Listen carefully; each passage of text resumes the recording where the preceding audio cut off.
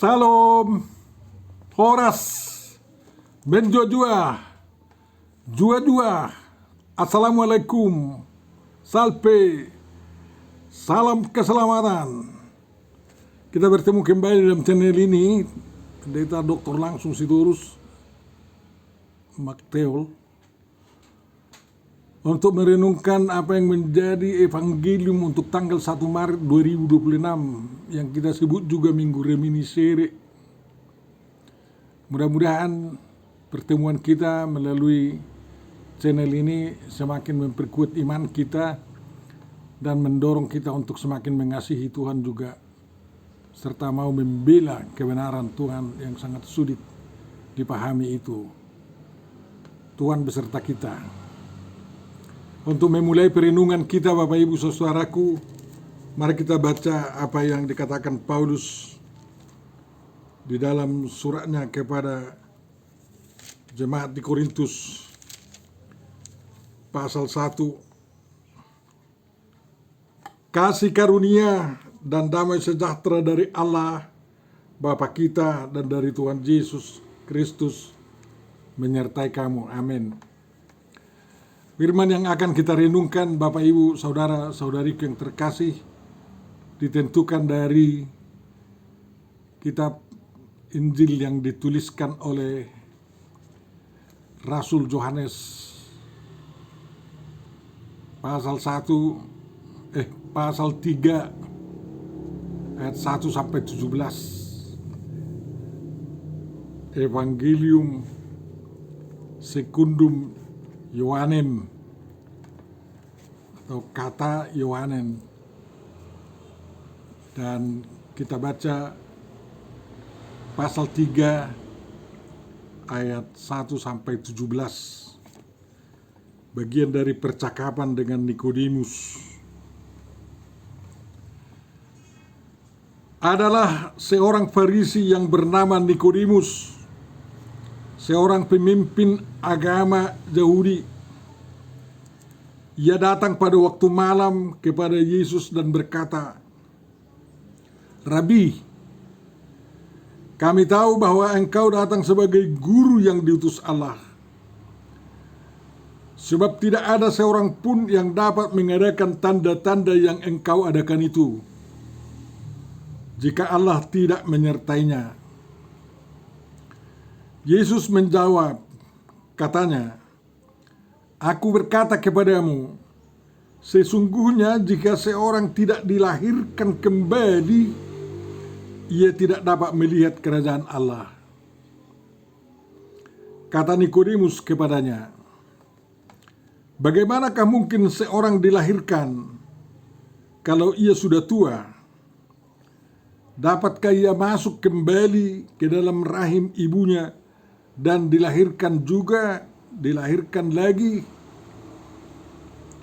Jawab Yesus, "Aku berkata kepadamu, sesungguhnya jika seorang tidak dilahirkan dari air dan roh, ia tidak dapat masuk ke dalam kerajaan Allah. Apa yang dilahirkan dari daging adalah daging, dan apa yang dilahirkan dari roh adalah roh. Janganlah engkau heran, karena aku berkata kepadamu, kamu harus dilahirkan kembali. Angin bertiup kemana ia mau, dan engkau mendengar suaranya, bunyinya. Tetapi engkau tidak tahu dari mana ia datang atau kemana ia pergi. Demikianlah halnya dengan tiap-tiap orang yang lahir dari roh." Nikodemus menjawab katanya, "Bagaimanakah mungkin hal itu terjadi?" Jawab Yesus, "Engkau adalah pengajar Israel, dan engkau tidak mengerti hal-hal itu. Aku berkata kepadamu, sesungguhnya kami berkata-kata tentang apa yang kami ketahui, dan kami bersaksi tentang apa yang kami lihat. Tetapi kamu tidak menerima kesaksian kami. Kamu tidak percaya waktu aku berkata-kata dengan kamu tentang hal-hal duniawi. Bagaimana kamu akan percaya kalau aku berkata-kata dengan kamu tentang hal-hal surgawi? Tidak ada seorang pun yang telah naik ke surga selain daripada Dia yang telah turun dari surga, yaitu Anak Manusia. Dan sama seperti Musa meninggikan ular di padang gurun, demikianlah juga Anak Manusia harus ditinggikan, supaya setiap orang yang percaya kepadanya beroleh hidup yang kekal. Karena begitu besar kasih Allah akan dunia ini, sehingga Ia telah mengaruniakan anaknya yang tunggal, supaya setiap orang yang percaya kepadanya tidak binasa, melainkan beroleh hidup yang kekal. Sebab Allah mengutus anaknya ke dalam dunia bukan untuk menghakimi dunia, melainkan untuk menyelamatkannya oleh Dia. Demikian firman yang akan kita renungkan, Bapak Ibu, saudara-saudariku yang terkasih. Yang berbahagia adalah orang yang mendengarkan, memelihara, memahami, menghayati, lalu melakukan perintah firman Tuhan dalam perbuatan-perbuatan baik. Amin. Tuhan Bapa Surgawi, terima kasih atas firman yang telah dibacakan kepada kami. Tolong kami agar kami dapat memahaminya dan semakin beriman teguh mengikut Engkau, dan kami benar-benar menjadi orang yang paling Kau kasihi di dunia ini, dan kami menjadi umat yang paling mengasihi-Mu di dunia ini juga. Terima kasih Tuhan, cerahilah hati dan pikiran kami, akal budi kami untuk menyambut firman-Mu dan juga memberitakannya di dalam Yesus Kristus Tuhan kami. Amin. Kepada kita disuguhkan suatu tema yang mengatakan sungguh besar kasih Allah akan dunia ini. Tentu itu didasarkan pada ayat yang ke-16, ayat yang paling sering dikutip oleh umat Kristen, oleh siapapun dari kita yang percaya akan karya-karya Yesus Kristus untuk manusia. Kita tahu Injil Yohanes itu dimulai dengan pemberitaan bahwa firman yang telah menjadi manusia. Lalu ada kesaksian Yohanes tentang dirinya sendiri. Kemudian Yohanes menunjuk kepada Yesus, bahwa Yesuslah anak domba Allah yang menghapus dosa dunia. Dan Yesus memanggil murid-murid yang pertama. Lalu ada mujizat pertama yang diadakan Tuhan Yesus, yaitu perkawinan di Kana. Lalu Yesus berada di Kapernaum untuk mengajar, dan dari Kapernaum Dia pergi ke Bait Allah di Yerusalem, yakni pada hari penyucian Bait Allah. Disitulah terjadi percakapan dengan Nikodemus ini, yang pada dasarnya berpuncak pada ayat 16 dan 17. Karena begitu besar kasih Allah akan dunia ini, sehingga Dia mengaruniakan anaknya yang tunggal, supaya setiap orang yang percaya kepadanya tidak binasa, melainkan beroleh hidup yang kekal.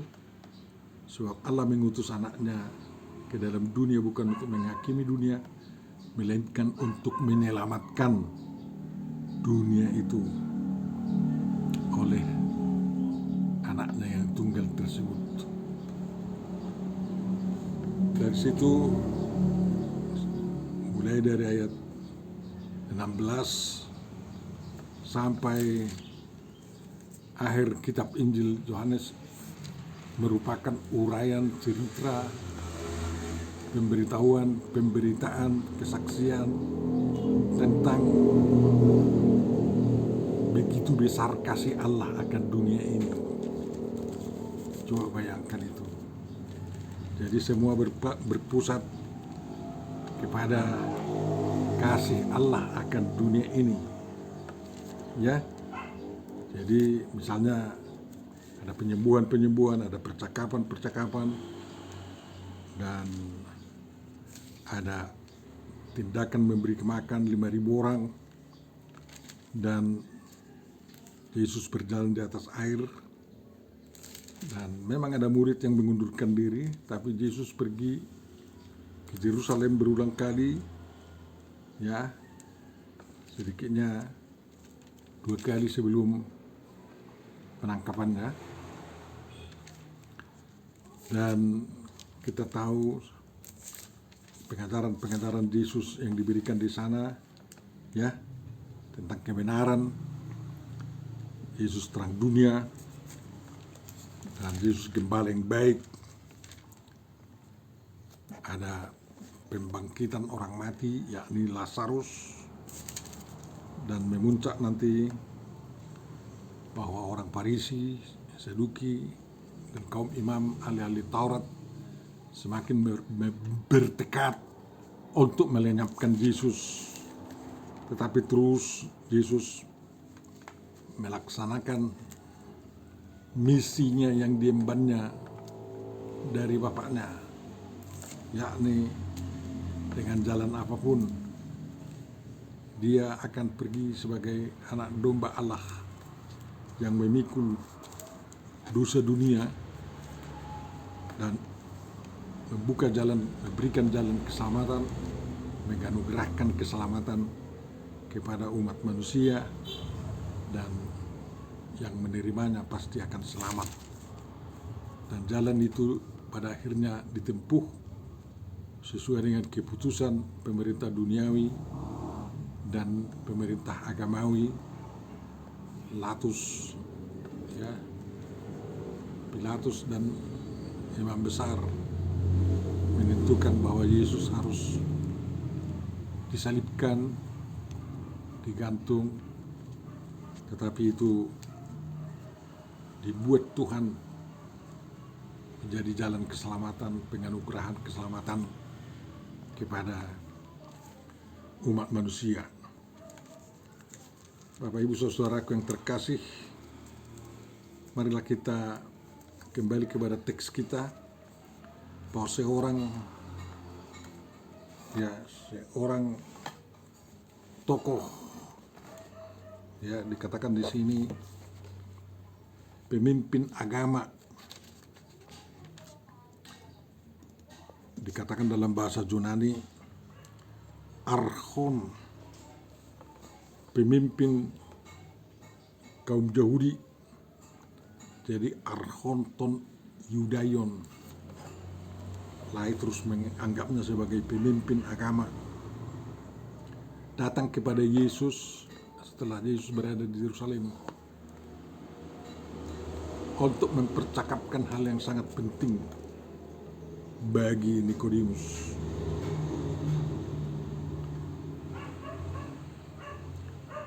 Nikodemus menyatakan kekagumannya terhadap Yesus. Dia katakan di sana bahwa Yesus adalah sebagai guru yang diutus Allah. Inilah pemahaman manusia yang pegedalan manusia itu tentang Yesus sebagai setengah pengenalan. Jadi Nikodemus dan banyak pengikut non-Kristen yang sesat sekarang ini, dan non-Kristen yang menganggap Yesus hanya yang diutus Allah, ya, karena Nikodemus yakin bahwa Yesus itu adalah orang yang dapat mengadakan tanda-tanda yang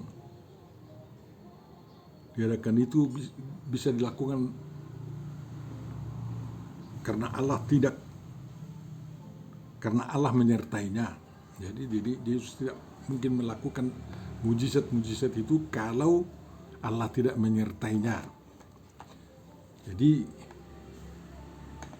di sini banyak tanda-tanda, katanya itu plural, ya.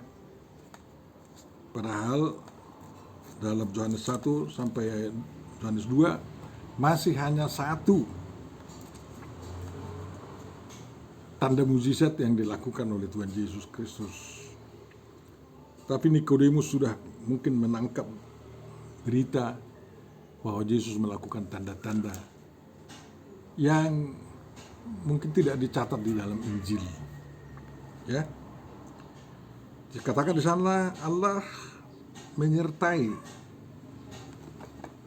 menyertai Yesus. Jadi di ayat 2, tak mungkinlah kau melakukan tanda-tanda itu, kata Nikodemus, kalau kau tidak disertai oleh Tuhan. Jadi luar biasa itu kan. Ean me e hoteos met autu. Jika Allah tidak met autu, tidak bersama, tidak dengan engkau. Sebenarnya kalau ada pengenalan yang lebih dalam, kalimat itu harus dapat dipahami sebagai kalau engkau bukan penyataan daripada Allah Bapa.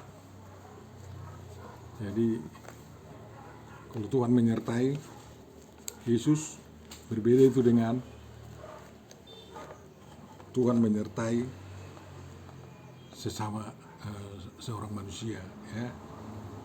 Jadi met autu dengan Allah. Jadi itu agak beda dengan Immanuel, ya. Tuhan beserta kita.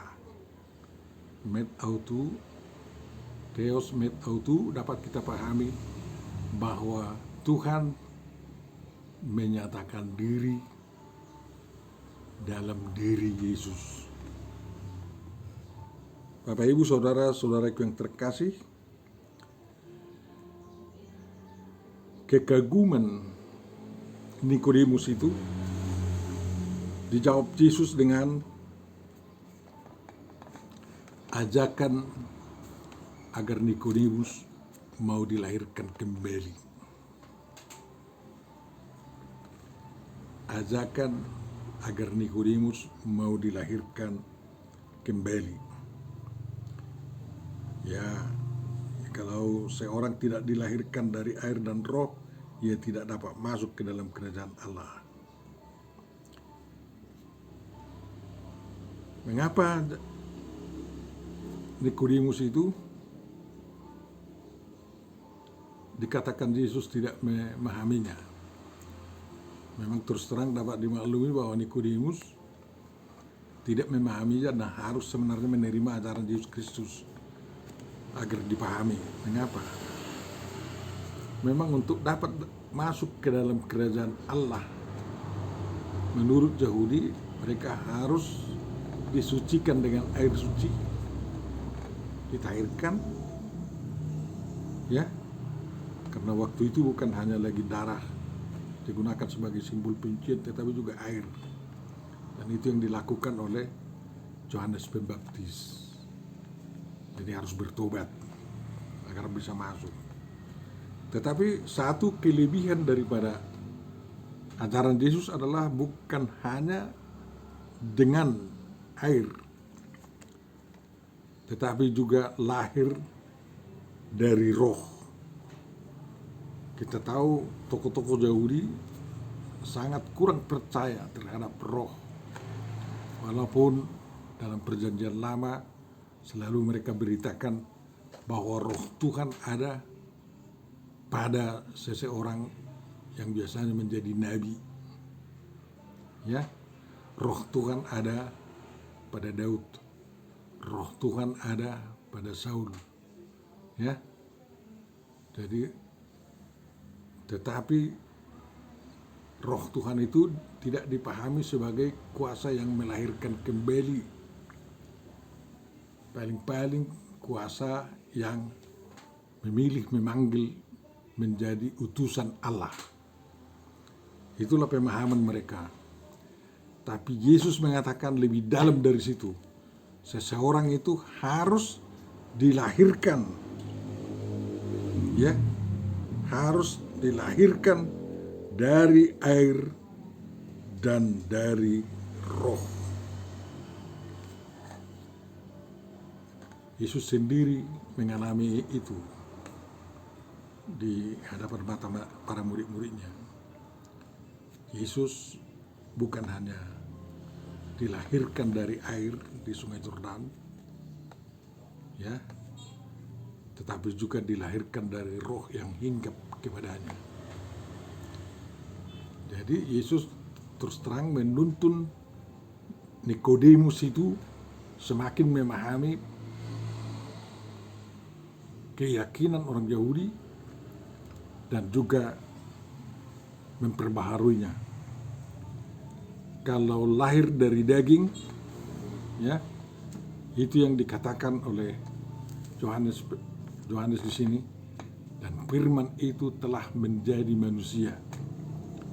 Berita kelahirannya dalam kitab Injil Matius dan Lukas sebagai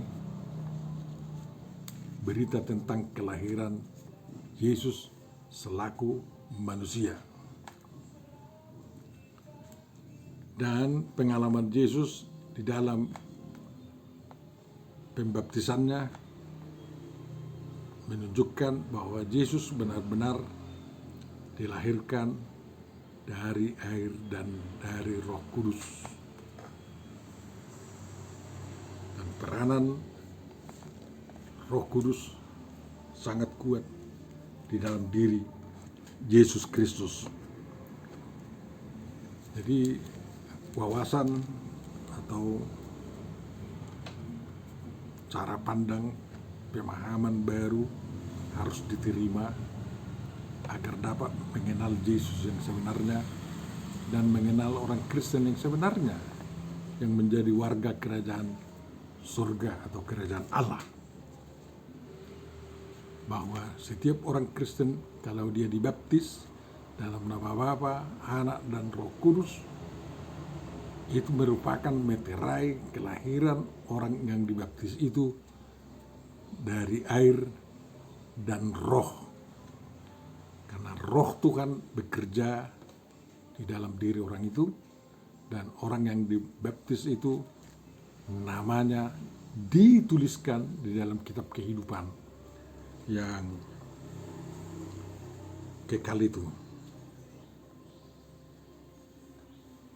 Dengan demikian, orang dimeteraikan bukan hanya sebagai proselit Yahudi, tetapi seorang yang dibaptis dimeteraikan menjadi warga kerajaan surga atau kerajaan Allah, pewaris kehidupan yang dianugerahkan oleh Tuhan Yesus Kristus.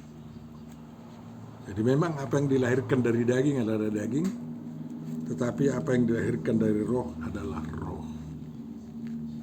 Yesus dilahirkan dari daging, dia benar-benar manusia sejati, dan dia dilahirkan dari roh, itu benar-benar bahwa dia adalah Allah yang sejati.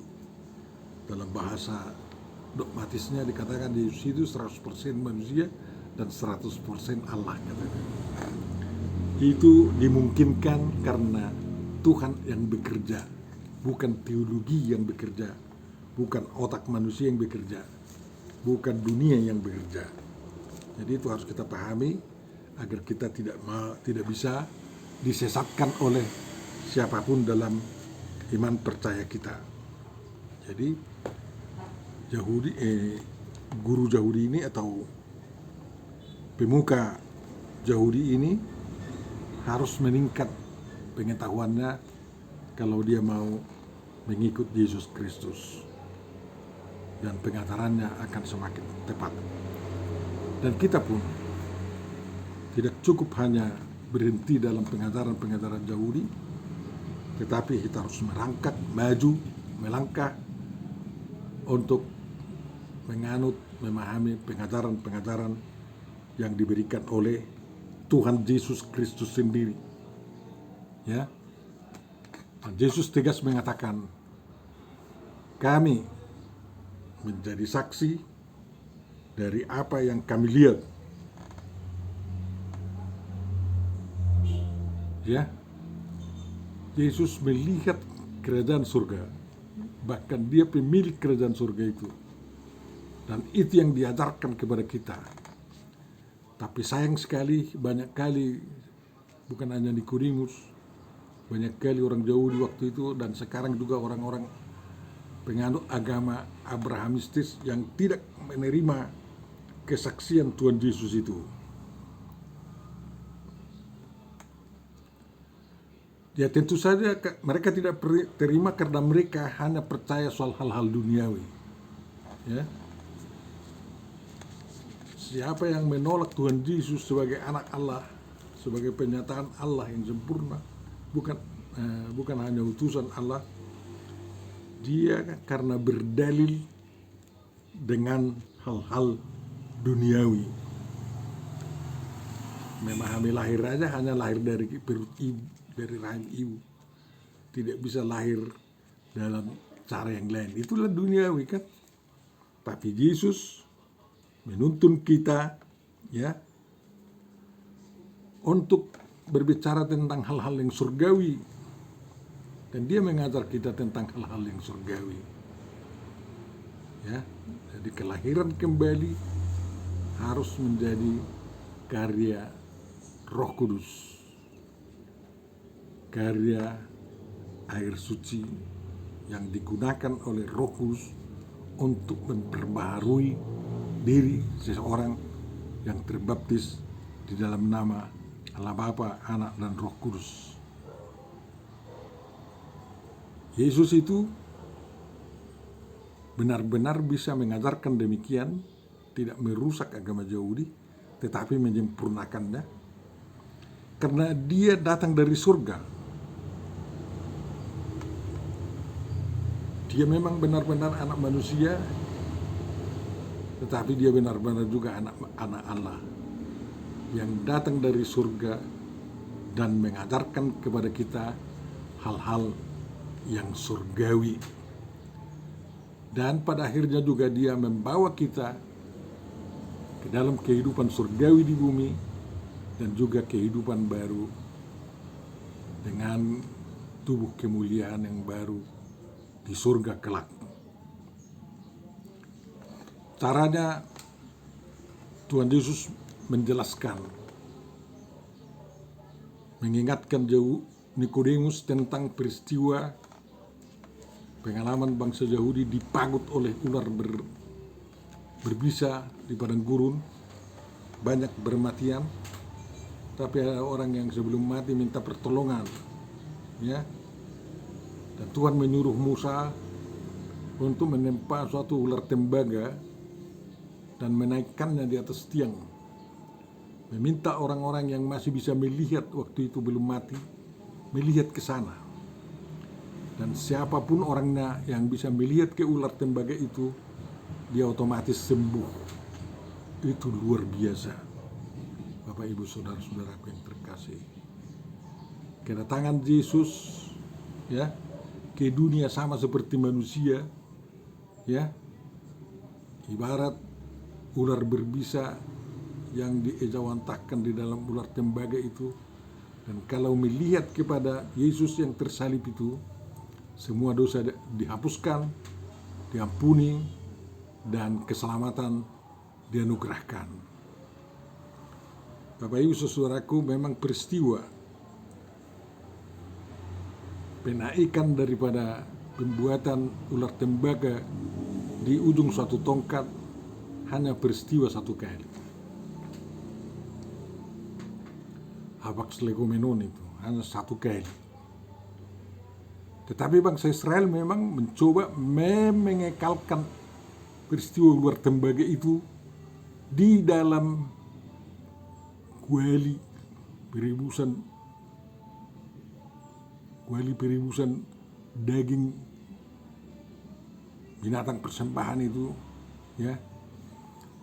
Tetapi orang menjadi sesat karena dianggapnya gambar ular tembaga yang dilukis di kuali itu dapat menyelamatkan, dan akhirnya jatuh kepada kekafiran. Lalu Hizkia mengadakan reformasi dan menghapus ular tembaga itu dan membuang belanga itu diganti dengan yang lain. Sehingga ular tembaga itu tidak lagi menjadi simbol keselamatan. Ya, itu sama persis dengan apa yang diajarkan dalam Alkitab kepada kita. Penyaliban Yesus Kristus dinaikkan di atas tiang itu hanya satu kali, dan itulah yang bermakna menyembuhkan, menyelamatkan, menghapus dosa, dan memberi keselamatan. Sekali untuk selamanya. Makanya salib-salib yang ada, walaupun ada di sana korpus Kristus dilukis, walaupun itu dijilat-jilati, dihapus-hapusi, disembah-sembah, tidak ada maknanya itu lagi untuk keselamatan. Makanya kaum Protestan membuang tindakan-tindakan kerohanian yang seperti itu.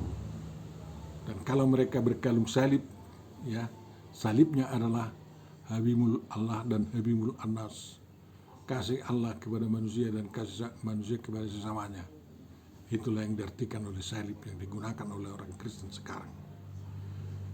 Cukuplah peristiwa di Golgota yang menyelamatkan kita. Tidak ikut salib-salib yang punya korpus Kristus, daging Kristus di kayu-kayu salib yang ada di gereja-gereja kita dan atau di mana itu dipatahkan. Bapak Ibu saudaraku yang terkasih, itu sangat penting kita pedomani sekarang ini, ya. Dan kalau kita berdiri tegak di dalam iman percaya itu, kita dapat menyambut bahwa peristiwa salib yang dialami oleh Yesus Kristus adalah puncak daripada kasih Allah terhadap dunia ini, sehingga orang-orang yang percaya kepadanya tidak binasa, melainkan beroleh hidup yang kekal. Salib itu tidak lagi menjadi alat penghukuman, tetapi alat untuk menunjukkan kasih kepada Tuhan dan kasih sesama manusia. Tuhan tidak datang untuk menghukum. Karena kedatangannya kali ini sampai ketersalibannya, semua tindakannya adalah berupa tindakan kasih. Dia akan menghukum nanti di hari penghakiman terakhir. Dan seorang pun tidak ada yang luput dari penghakiman itu. Baik yang menolak Yesus Kristus sebagai Tuhannya, maupun yang menyambutnya sebagai Tuhannya, sebagai juru selamatnya. Maka kesempatan yang diberikan Tuhan kepada kita adalah kesempatan menikmati kasih Allah yang begitu besar akan dunia ini. Jangan keraskan hatimu untuk menyambut kasih Allah akan dunia ini, sehingga kau benar-benar menjadi bagian daripada kerajaan Allah, di mana engkau salah satu dari yang diselamatkan dan dapat menikmati hidup kekal penuh kebahagiaan di surga dan diawali di dunia ini. Tuhan memberkati saudara-saudara dalam merenungkan apa yang telah kita renungkan ini. Bapa Surgawi, terima kasih atas renungan yang sampai kepada kami. Berkatilah itu menjadi kekuatan dan pemahaman kami untuk mengikut Engkau secara benar. Amin. Tuhan memberkati engkau dan melindungi engkau. Tuhan menyinari engkau dengan wajahnya dan memberi engkau kasih karunia. Tuhan menghadapkan wajahnya kepadamu dan memberi engkau damai sejahtera. Amin. Jangan lupa mensubscribe Bapak Ibu Saudara yang terkasih dan mengkomentari.